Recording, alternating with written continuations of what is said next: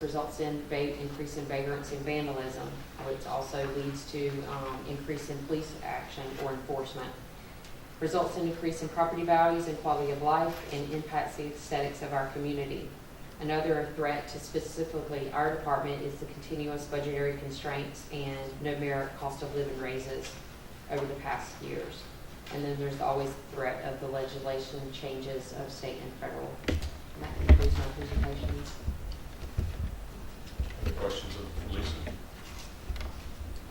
If not, Lisa will be followed by Brian from Recreation.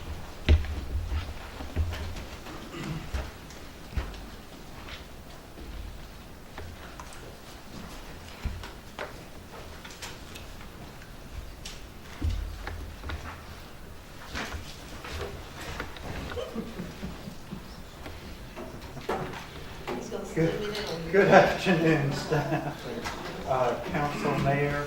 Good to be here. I'm glad we're getting some sun these days. Felt like a mushroom for a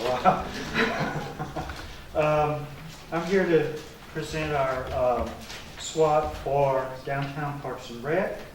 I'll go right into strengths. Of course, in downtown Parks and Rec, we do basically our business is people. So our strength needs to be our people. And I think we have that in the staff we have in those departments. We have lots of, we have a sincere desire as staff of those departments to improve the maintenance in all of our facilities and our community. We have a diversity of skills and talents and experiences in those people. There's a broad range of experiences that we all bring to the table, and all of us have a can-do attitude. If it needs to be done and doesn't fall anywhere else, it usually falls in Parks and Rec, and I have a staff that takes on that challenge and gets the job done as best we can. And of course, as been indicated by other departments, you know, we do work a lot with other departments. Energy, engineering, police, fire, you know, all of them. And that's a strength citywide, not only our staff at Parks and Rec. We have a broad service area. Parks and Rec touches a lot of this community, from senior citizens to children of all ages, regarding programming, relief pickup, just citizens. So we touch a lot, if not all, of this community in these departments. And all of our staff is service oriented. We have to be. That's our business. But we enjoy doing that. We include both passive and active areas in our park system. That's a big plus for us. Some systems only have passive or some only have active, but we do have the luxury of having both. And our relationship development with other government agencies and partners, we're constantly working on that inside the city with other departments, but also with other agencies like NC Parks and Rec and any other granting agencies or planning agencies. Events. Parks and Rec downtown does do a lot of events in the community. The majority of those taking place in the downtown area. Some have become quite successful. Others we're still tweaking and trying to make better. And all of our efforts are done to improve the quality of life and hopefully improve surrounding property values. I think our greenways, our parks, our investment downtown, all of those efforts can increase surrounding property values. Weaknesses, as brought out in previous presentations by myself and others, deferred maintenance is an issue. Budgets have been constraining in the past years and seem to continue to trend that way. Sustaining current levels of service with that is a burden, sometimes challenging to staff and sometimes frustrating because we can't do what we really need to do. And we can't be all things to all people. That's just a fact of life. We can do something really, really good and satisfy that need, but then there's another area where we just can't fulfill that. We don't have the capability or the money or whatever. And I think, prioritizing our programs to reflect community needs, program services is something that goes along with all of those issues. Lack of community branding. There is a recognition issue inside the department. Parks and Rec, signage at our facilities is not comprehensive, cohesive. They are all a little different. It's not recognized as a Monroe Park or recreation center. That consistent look is lacking. And telling our story, we can do a better job of that. There seems to be a lack of knowledge of who we actually are. And portions of our community like outdoor facilities, hopefully our greenways and different passive areas, continuing with those programs and projects, hopefully will make those facilities available to all throughout the community. And we do have difficulty in benchmarking with other communities because we're all different. We offer different things, we have different services, different funding sources. Monroe isn't the same. We have an established system with community centers and parks. Indian Trail Stallings doesn't. They're just building theirs from the ground up. So a lot of our potential is in what we already have. That goes back to that deferred maintenance and taking care of that. Lack of capacity to address an aging demographic. I think this is something we all need to realize in planning, in Parks and Rec, and downtown. Our senior center is at capacity, if not exceeded. Maybe rethinking our community centers. The demographic is aging. We are an aging population.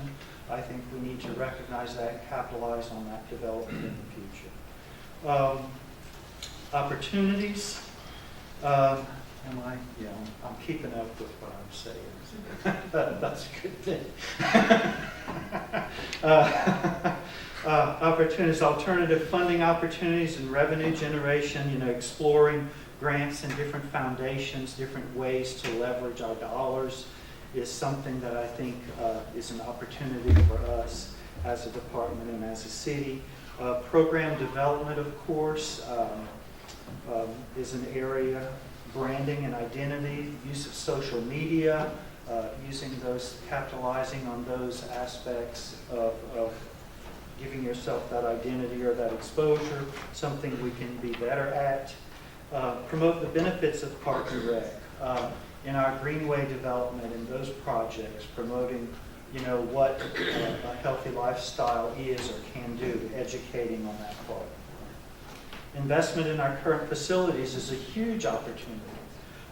We have a number of parks and community centers that if we can bring them up to par and make them shine again, because they once did when we first built them, I think we'd be ahead of the game and over and above in providing that to our community.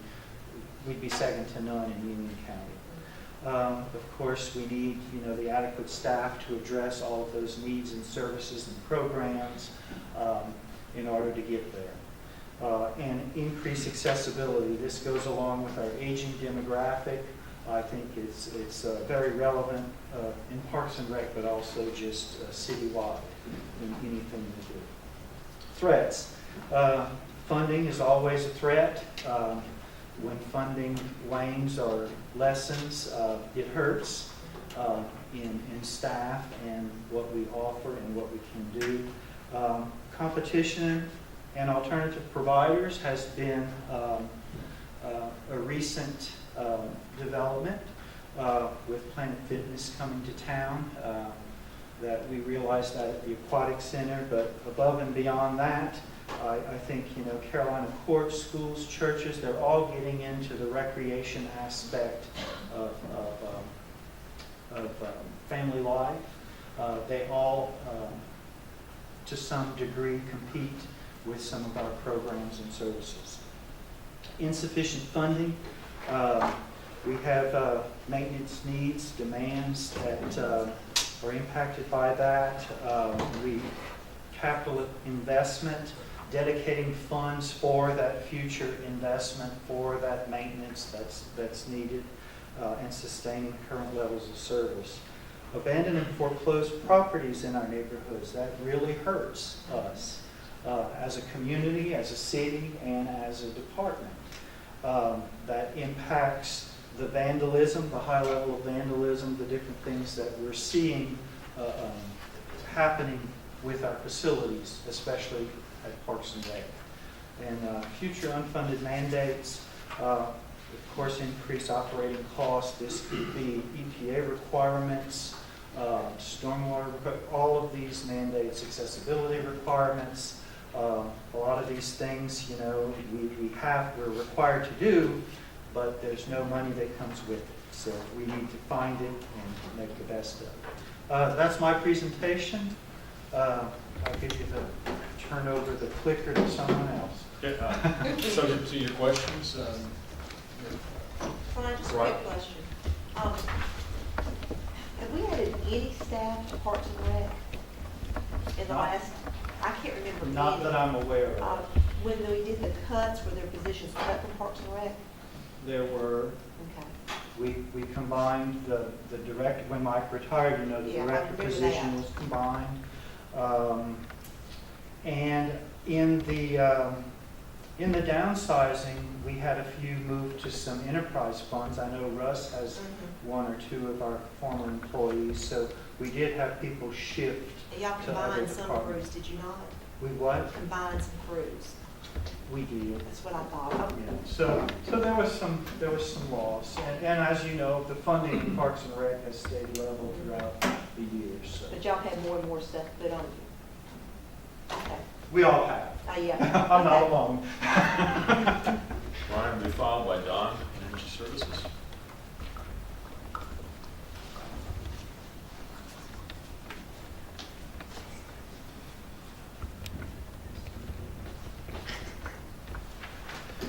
Well, good afternoon. I appreciate this chance to come talk with you some more about the Energy Services Department. I'll start with the strengths of the department. First and foremost, it has to be our employees. We have a great group of employees that are safety-minded, they're skilled, and they're experienced. Both the electric and gas utilities have formal safety programs where we stress safe work practices and want to make sure that every employee goes home every afternoon with no injuries. Our employees are skilled. We have ongoing training programs in both utilities to keep our skill levels high, and they're experienced. The electric department employees have an average of 21 years in the electric industry. The gas department, we have an average of 15 years in the natural gas industry. So we have an experienced workforce.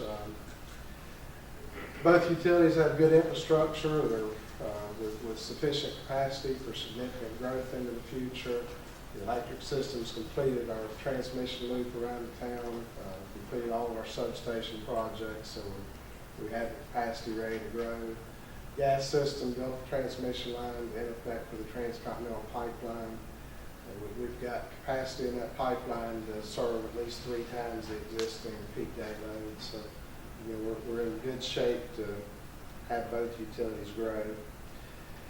Both utilities have long-term contracts. The electric system, the Alva plant, is licensed to operate until 2043.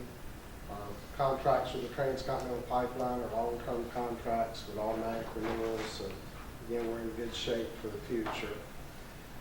Both utilities have efficient operations, very low losses, high reliability, and staffing levels that are relatively low, so that we're not increasing cost unnecessarily for employees.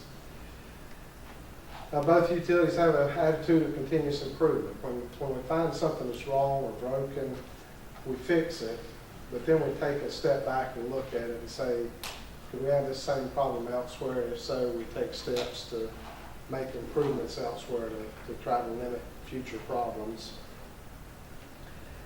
And there's some certifications and inspections ongoing. The Electric System is a reliable public power provider. That's a certification that we apply for every 2 years with the American Public Power Association.